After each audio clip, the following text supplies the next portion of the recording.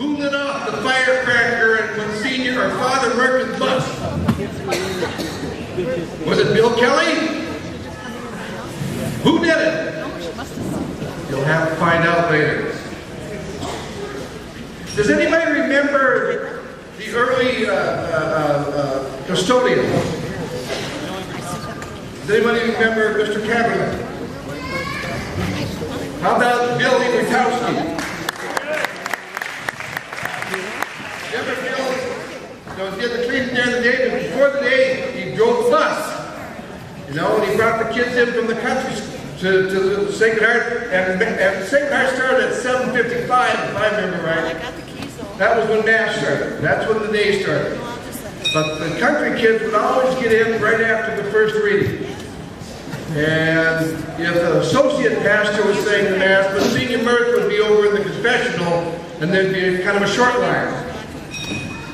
And as the senior mirth got older, he had much more difficulty hearing what was going on in the confessional. So as the bus would come in, and the students would come into the church right after the first reading, you would oftentimes hear Monsignor Mirth say, "You did what?" And then the line got shorter. And then after Mass, Monsignor Mirth went out and shot pigeons. Tell me I'm wrong. How about Mr. Hernandez? Remember Mr. Hernandez? And now we've got Funky Beauchamp and his crew.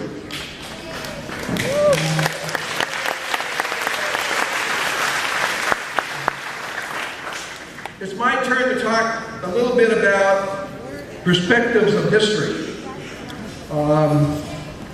Jeannie brought us up to 1960. She brought us into an era that ended, you know, kind of with the presidency of President Eisenhower.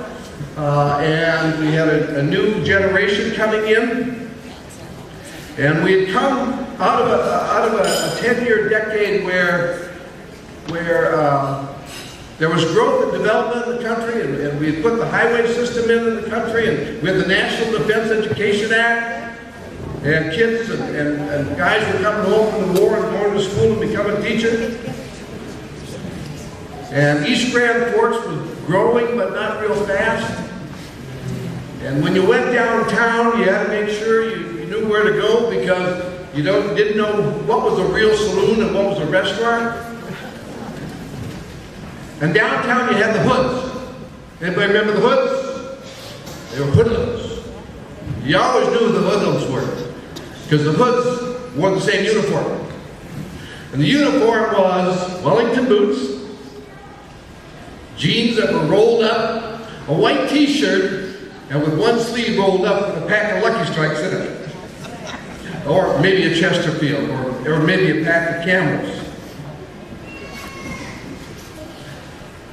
We had come out of the late 50s and the music was starting to change. We had been listening to Frank Sinatra and in the 40s and Perry Como and stuff. And all of a sudden we came in the 50s with the Big Boppers, you know, and Bill Haley and the Comets and rock and roll. And then we moved into the 60s. The 1960s was a new generation. A generation that a Catholic senator from Massachusetts said was born in this century and had come out of the Depression and had come out of World War II and Korea, and what later would be called the greatest generation before the Xers and the Yers and the Millennials.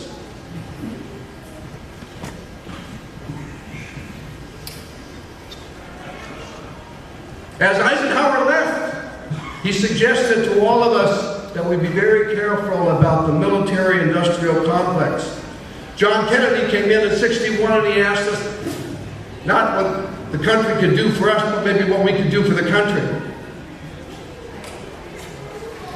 We came out in the 50s and left the Dee Dee Dinas and the Boney Maronis and the Peggy Sues. The times that we were changing. That's what Bobby Dylan, a writer and singer from Hibbing, Minnesota, said. We were a small town, but we were a busy town. We were safe, we were secure. We had 2 elevators. Farm School and Farmers Elevator. We had 2 railroads. Northern Pacific on the north side and Great Northern on the south.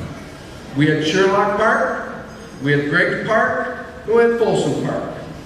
There was real neighborhoods in East Grand Forks at the time. There was the old north side, kind of like 1st, 2nd, 3rd, and 4th Street. There was a new north side. That was everything north of what now is the Kennedy, the bypass of the Kennedy Bridge. That was the 10th, 11th, and 12th, all the way up to 17th Avenue. That was the new north side. There was the south side. That was everything that was south of DeMers and ran all the way over to Stoutsville and from there over to the Point. And then we had the Old Point. The Old Point was just across the river, all the way out to Nellie and Singer's grocery store. After that was country. Everything was plowed up. And in the 1960s, that started to change as we started to develop housing, and the stuff that developed was Greenwood and out where Punky lives and James Avenue. That started to develop in the late 50s and the early 60s. That was the new point. In 1965, it was stood in the middle of Demers Avenue and 2nd Street and looked west towards the Sorley Bridge, and you looked out the right side, just the right side of your face. What did you see? Wongs, brownies, blacks, and whiteys. Wong's Cafe, Brownie's Cleaners, Black's Bakery, and Whitey's Cafe. Actually, Time Magazine printed a picture of it and called us an integrated city. So Mike and Steve, you came in late.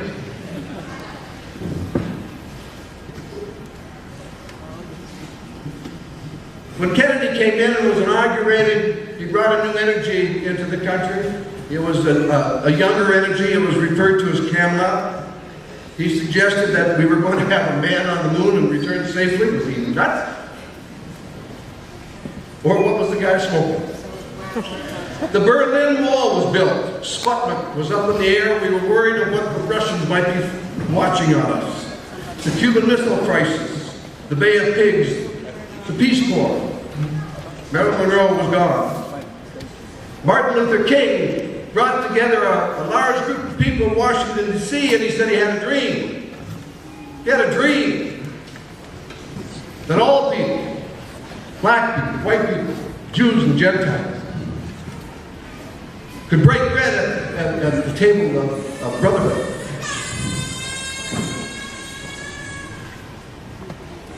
Malcolm X was assassinated. Cassius Clay won the heavyweight championship. There was the LA riots. Troops went into Vietnam. Tonkin Resolution, Tet Offensive. Black Panthers, Lyndon Johnson, Star Trek. November 22, 1963, bang! Where were you?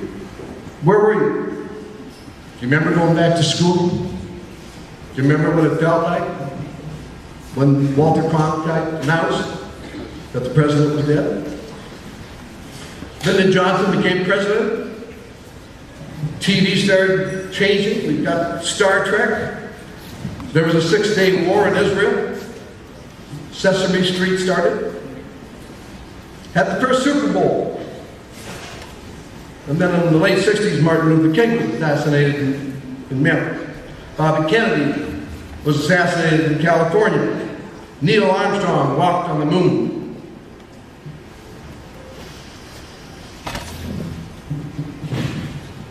East Grand Forks kept moving along. We had Anderson's shoe store, American Federal, First National, Citizens, now Friendly. Coast to Coast, Root Brothers, Olson Drug, Falklands, Lavis's, Zimmer's, Goldie's, Gopher, Level 7, and a whole bunch of other bars.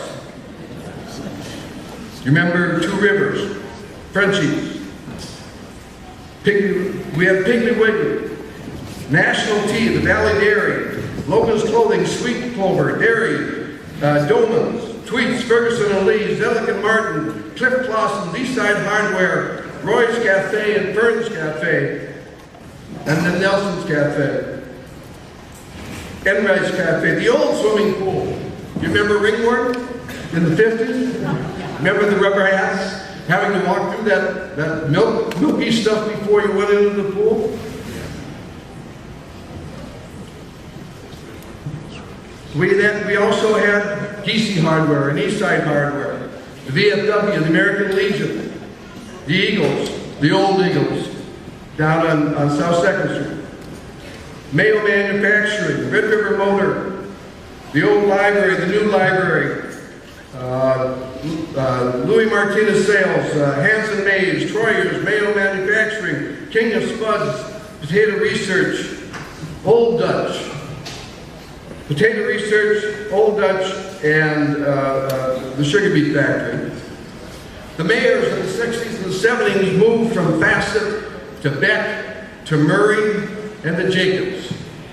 In the 70s, they would move into Harney, and in the 80s, back into Murray to Moles, and now we have Mayor Strauss. Police chiefs, Mr. Gregg, and you called him Mr. Gregg.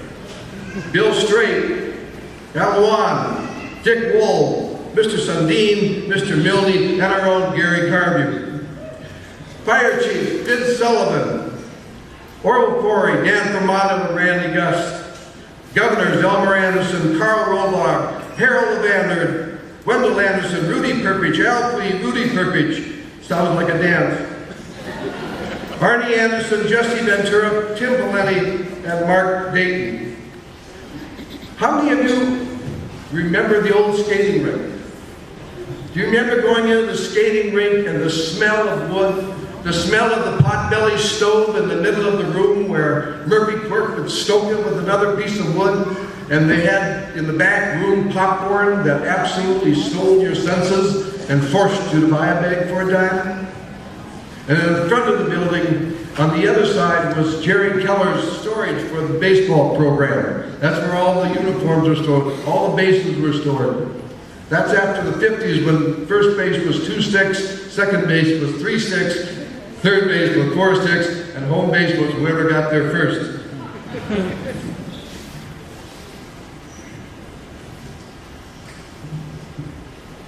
In that time, there was music. It changed. It was changing like crazy. I remember learning how to dance from my sister Rita and Cindy Hussey, and we would dance to Dee Dee Dinah, Boney Roney, Peggy Sue. And then in the 60s, that seemed to change with Elvis the Pelvis. My mother went nuts. She said, he can't even sing. And then when the Beatles came out, she said, well, at least he can hold a tune. Yeah.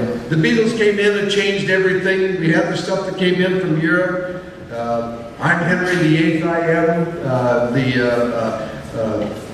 Rolling Stones, Paul Revere and the Raiders. And the music of the 70s was just absolutely crazy, wild. It was full of light and color, maybe based on a little bit on LSD, but it was wild and crazy music in the 70s. In the 60s, how many remembered the words to Tell Laura I Love Her? Do you remember Patches? The girl on the other side of the tracks? Or how about the words to The Last Kiss? And especially Teenage. This was the time in our lives when things started to change, and they changed with fear. Anxiety came with them. Haight-Ashbury, Vietnam, Watergate, the 8-track tape, VCRs. Sears Tower was built in the 70s. Pocket calculators came out. I bought one of the first ones in Crookston, Montgomery Ward. It was $109 for something that now they give away. The Beatles broke up. We had ping pong diplomacy. We got out of Vietnam. Mark Spitz won 7 Olympic medals in the swimming competition in 1970. There was an impeachment. Richard Nixon resigned. Gerald Ford came in. There was a 73 embargo. Do you remember what gas was before 73? 25 cents a gallon. By the end of 1973, it was up $2. Does anybody remember Pong? You know, you put the plastic thing on your TV and you had a thing that made the little cursor go up and over, up and over. That was our computer in those days. Microsoft started. Elvis died. Star Wars was the biggest movie at the time. Who had a Commodore 64? The Iranian hostages in 1979, Pope John Paul II. There was in the country a malaise. Interest rates were 19% for homes.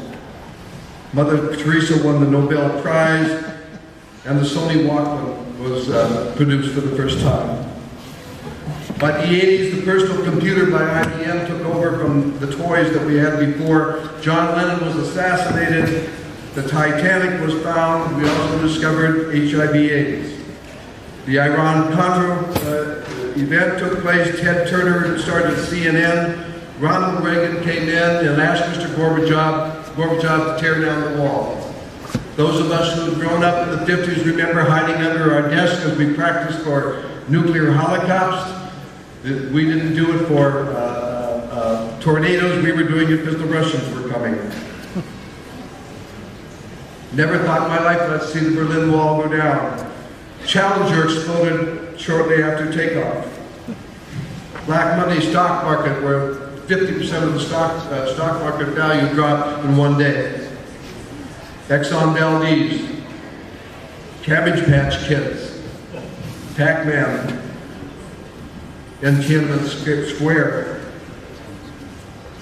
East Grand Forks had barbershops, 3 or 4 of them. Miller's Barbershop, Laddie's Barbershop, Danny's Barbershop, now Ron's Barbershop. Pure Oil was pumping gas. Kenny Standards was pumping gas on the south side. Supernovs, Mobil, Texaco, Dunleavy's, Shell. There was a couple, Torsen was pumping gas. There was the Bolaway Alley on the north side, next door to Doc Palmer's bet shop. There was a laundromat up there. Liberty Lanes came later. How many people remember what the Stash and Door was? The Grand Forks Grocery. Remember walking through the alleys of the downtown, and forever I can remember seeing Harry Shepherd out his back door in his shop, and those eyebrows that just kept going and going and going. Had a chance to ride in his Model A couple times. Felt like I was in a parade. Evelyn's Apparel, WW Theater, where you get a ticket for 20 cents and they gave you free candy and popcorn. We developed the Sunshine Terrace, the Townside Square, Good Samaritan. Lincoln School went down, River Heights went up, Valley was built, Crestwood was built, New Heights, the South Elementary came later. The 90s brought the collapse of the Soviet Union, Operation Desert Storm. Music was changing again, TV was changing. We had Jack Parr, Johnny Carson, Letterman, All in the Family, MASH, Cheers, Saturday Night Live, Ed Sullivan, Carol Burnett, Sesame Street, Captain Kangaroo, Friends, Frasier, Oprah, Seinfeld ran. Now we have reality TV, and Ted Mack wants to know what he was doing. Ed Sullivan thought that's what he was doing. Bands changed from backup bands to the Jackson 5, Three Dog Night, Helen Reddy, Barbra Streisand, Elton John, ABBA, Rita Coolidge, Madonna, Bruce Springsteen, Whitney Houston, Huey Lewis, Bon Jovi, Guns N' Roses, and the Def Leppard. Woo.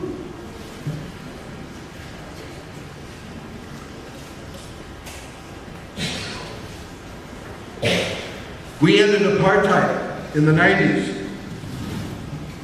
It was was the end of the Cold War. Internet use grows exponentially. O.J. Simpson, remember that event? Oklahoma bomber, Unabomber, the flood of 1997. Princess Diana dies. JFK Jr. dies. Movie The Titanic became the most successful movie of all time. Clinton was elected. Silicon Valley. Clinton impeached. The euro adopted in Western Europe. We had a balanced federal budget. We had a surplus. We had the flood of 65 East Grand Forks. We all pitched in and did sandbags. The late harvest of 1965 took the seniors and juniors and seniors out of school for 3 weeks while we brought in the grain and the potatoes because we had to do it quickly because it was such a late harvest. That spring we had the great snowstorm of March 1966. Brought on the flood of 1966, that spring. We had the elevator fire. The city hall, the old city hall now, was built. The streets were realigned and renamed and renumbered. The ABTI came to East Grand Forks. A new high school was built. Senior Center in the Point when Piggly Wiggly came about. Kurt Knopf played for the Vikings.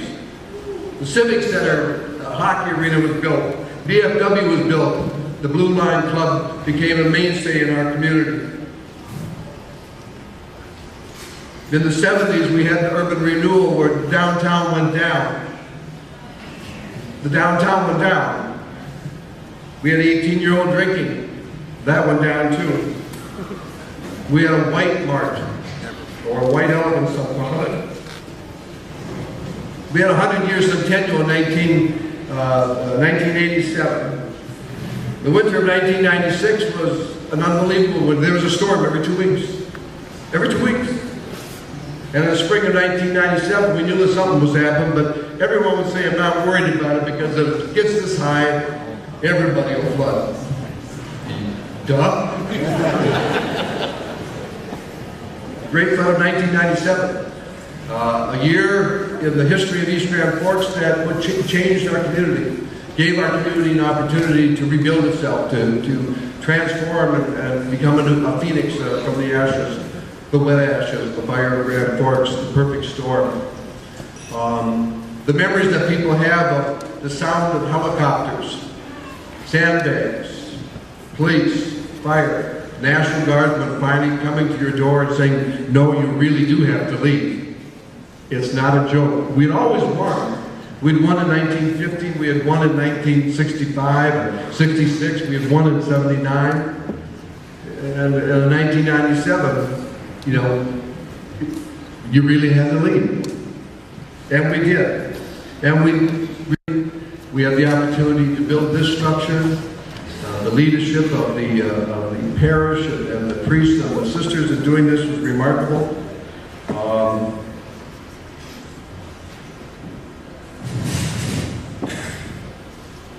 This school is the outcome of a disaster. We were struggling as a church to figure out how we were going to pay for everything, how we were going to remodel things, because there just didn't seem to be enough money. The millions of dollars that came into to us after the flood brought on a lot of headaches and a lot of heartaches, but it also brought along a new opportunity to become the new school.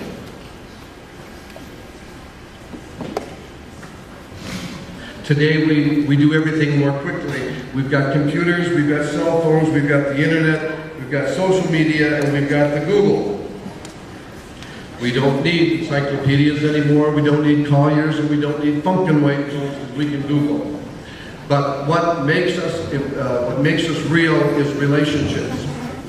And it's the relationships that we have with each other and as a faith community and as an education system that makes us viable and valuable going forward. So the history of the 1960 to now is that, you know, East Grand Forks has never been a sleepy town. It's always been vibrant, it's always been busy, and it's always been growing. If you take a look at our our population from 1910, the only time that we had a real decrease in our population was the 10-year period of the 1990s because of the flood of 97. Other than that, our community has always grown. We have much to be thankful for. We've got great people that we live with, and that, quite frankly, is the story of 1960 to 2012. I thank you very much.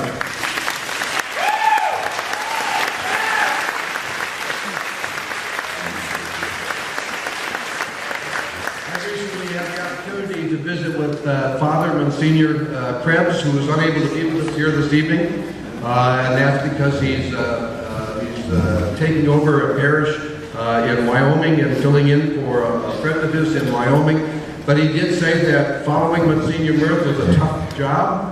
It was very difficult. We were going through ecumenism. That was tough. We had to change the church. We had to remodel the church. There was a lot of pushback. But he said his years at Sacred Heart here were some of the very best years he's ever had. He sends his best and his love to Sacred Heart Parish and School, and looks forward to seeing many of us in the future. At this time, we're going to have some more talent, and I'll get out of your face. Thank you.